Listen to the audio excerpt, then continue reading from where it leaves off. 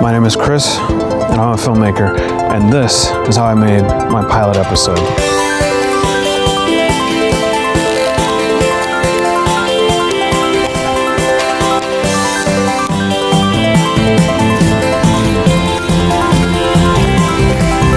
This will make a little more sense if you've seen my pilot episode, but if you haven't, in that video was a little vignette of Alice's Adventures in Wonderland, a little scene from the book that I shot very quickly one afternoon.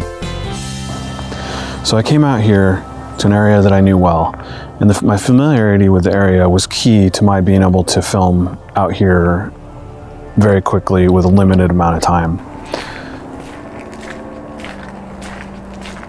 When it comes to directing, I was able to grow immensely, because when you're working by yourself, whatever is in your head is what you do. There's no need for communication because it flows from your head to your fingertips. Most people aren't able to read minds, so in order for me to see my vision realized, I have to communicate with them.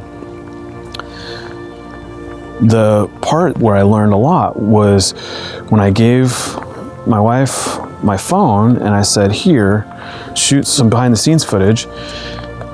I was able to actually see myself direct. By watching myself direct, I could see what I needed to do to improve. I could see why I wasn't getting the exact result I wanted.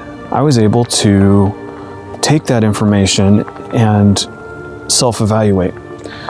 I saw that I was saying too much of what not to do, and I wasn't giving clear direction of, on this cue, do this. Filmmaking is a team sport, and in order to grow in my craft, I need to partner with others, and to do that, I need to learn to communicate.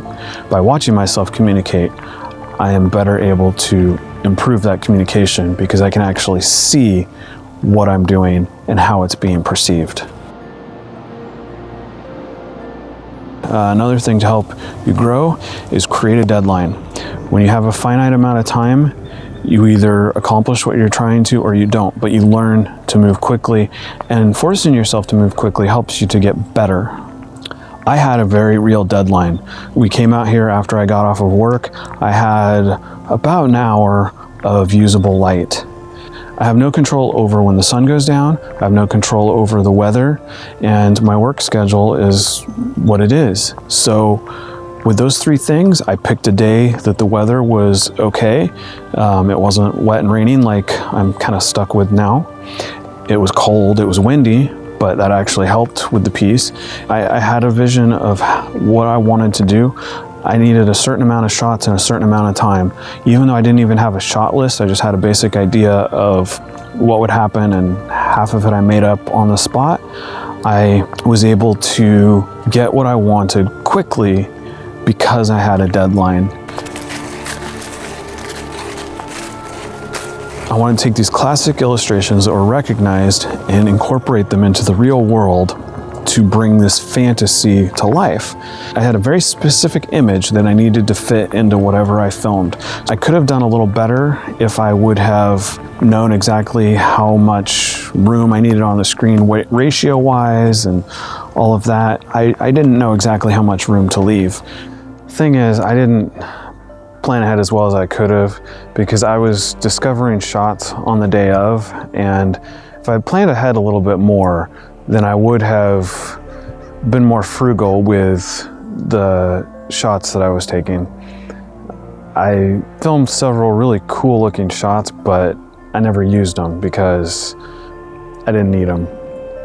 So if I'd have thought about it a little bit harder, planned ahead a little bit more, then I would have only filmed what I needed or closer to what I was looking for rather than just shooting anything and everything and not giving some real thought about moving through the scene and progressing on the little journey that Alice was going on.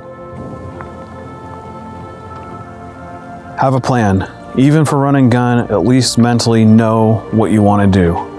I could have planned a little bit better for the visual effects specifically, but it still worked out because I had a picture in my head, at least, of what I wanted to do. When you're moving from a one-man band to outside of yourself, it's really good to watch yourself direct. Because if you have any issues with getting your vision from your head to reality, then seeing how you're communicating and what you're communicating from an objective viewpoint will really help you grow and become better. Deadlines are good because they force you to create something in a set amount of time.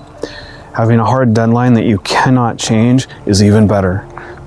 Self-imposed deadlines can be challenging because you may have a tendency to fudge the deadline or to move it, and sometimes you need to do that. When it comes to something like a break in the weather and the sun is going down, I can't change those things. So it forces me to move to create what I want to create in the time that I have. Those are 3 things that I learned that I hope you can use on whatever story you tell, because I think everything is a story.